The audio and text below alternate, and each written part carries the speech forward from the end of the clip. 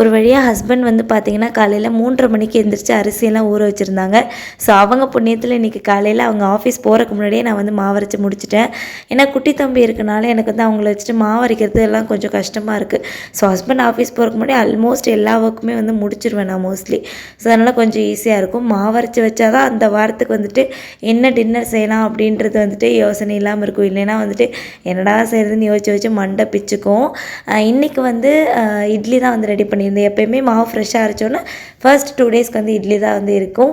இன்றைக்கி இட்லிக்கு சைட் டிஷ்க்கு நம்ம ஊர் ஸ்பெஷல் தக்காளி குழம்பு தான் வந்து வச்சுருந்தேன். எனக்கு வந்து ரொம்ப ரொம்ப பிடிக்கும். கோயம்புத்தூர் சைடில் இருக்கவங்களுக்குலாம் தெரியும், இந்த ஒரு குழம்பு வச்சுட்டா போதும், காலையிலுக்கும் மத்தியானத்துக்கும் இதை வச்சே ஓட்டிக்கலாம் பிரேக்ஃபாஸ்ட் லஞ்சுக்கு. இன்னும் கொஞ்சம் வேலை மிச்சம் ஆகணும்னா காலையிலே நிறைய வச்சிட்டோம்னா 3 நேரத்துக்கு வச்சு ஓட்டிக்கலாம். ஏன்னா அந்தளவுக்கு வந்துட்டு எல்லாத்தோடையும் இந்த குழம்பு வந்து சூட் ஆகும். ஸோ உங்களுக்கு வந்து இந்த தக்காளி குழம்பு பிடிக்குமா என்னன்றதை கமெண்ட் செக்ஷனில் சொல்லுங்கள்.